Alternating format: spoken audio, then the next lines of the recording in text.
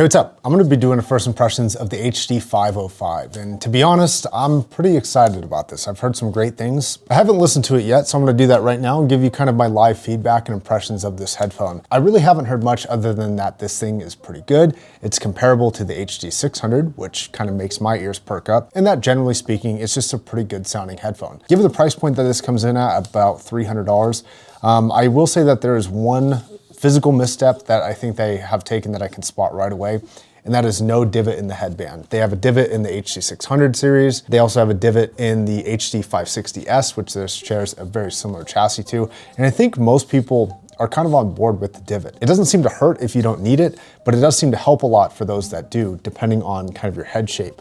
That being said, it's so lightweight that it's fairly comfortable, but immediately if I'm focusing on where the hotspot is, not that it's necessarily a hotspot, but if there was going to be one, it would be right there. So I think the divot would have been a nice addition to this. That being said, these things are so light that they're kind of difficult to view as uncomfortable headphones, to be honest. Similar to the 560 and unlike the HD490, this does only have a one-sided input. I personally am a big fan of two-sided inputs, or at least switchable single-sided inputs like the 490 had, but yeah. And then online shows it's coming in at a really high sound pressure level, about 107 dB, close to 108 dB, with an impedance of 120 ohms. So this should work pretty well off things like MacBooks, but should also run perfectly fine off of most amplifiers you'll have.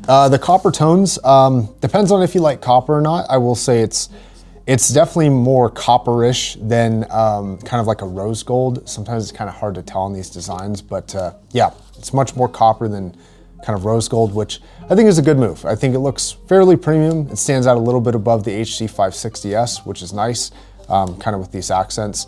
But the build itself is still primarily plastic, except for the grills, and it kind of screams comfort, but not necessarily ultra well-built luxury product. Though I will say the HD560S has been around long enough that I think we would have seen a lot of issues with it if there were any, and I haven't seen too many complaints about it so far. So I think that other than the headband design, it's still a pretty good, well-built headphone.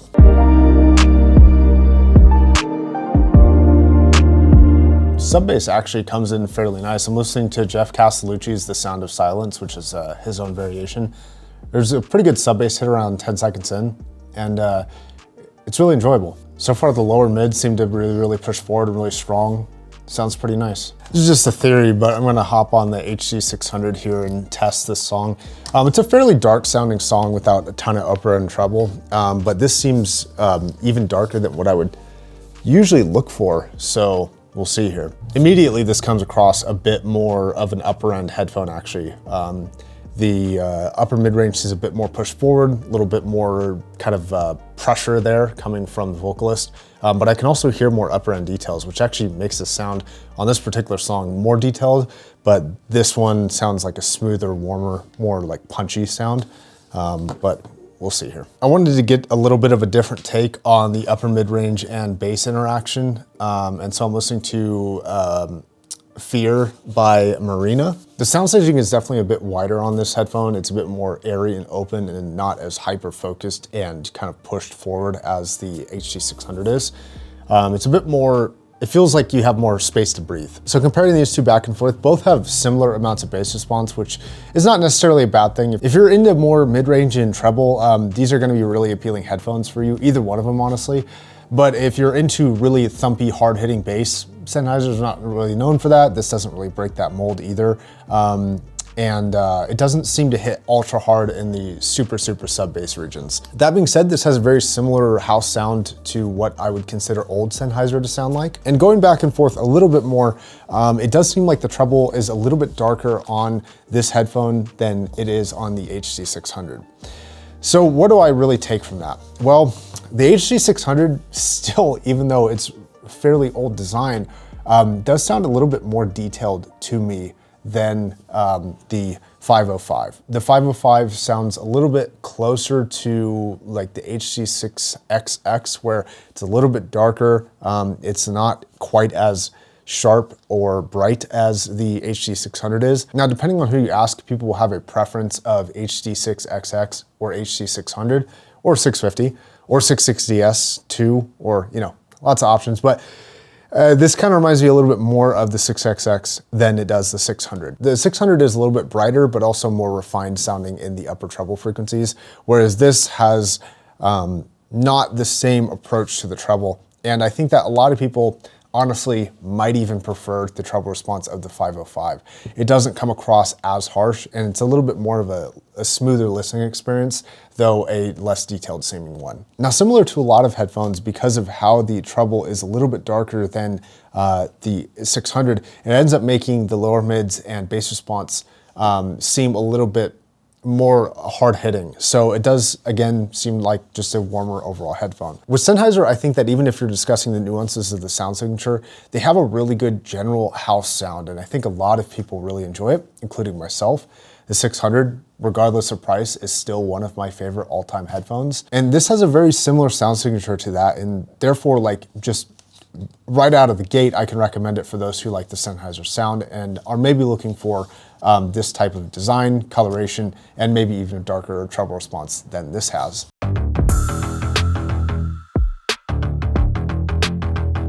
A separate issue than this entirely though, I talk about headphones like for a living. I think they have a bit of a branding problem in the sense that it's really hard to really understand the differences, especially based off of the names and the price of stuff, because of how different the numbers are relative to the price categories. So, for example, one of the most expensive headphones that they have right now in this consumer price and not hi-fi pricing is the HD490.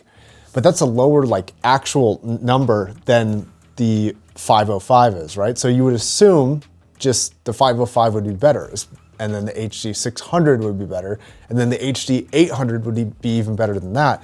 But that's really not necessarily how it works. And then even within Sennheiser's own family of HD5 series headphones, you're still conflicted as to what is what and what is good. For example, on Amazon right now, you can get an HD569 for $149.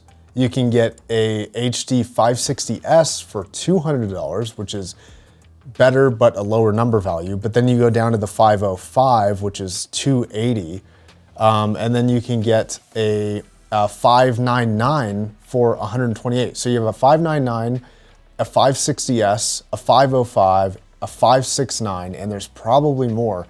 And none of them, the numbers don't equate to the price or performance of them. What I would do if I were them, and this is difficult because some of the names are so recognizable, HD800 is so recognizable, HD600 is so recognizable, but I really think that they're scaring off new customers because there just isn't a lot of brand consistency with them when it comes to the naming scheme, and things from even an experienced person like myself.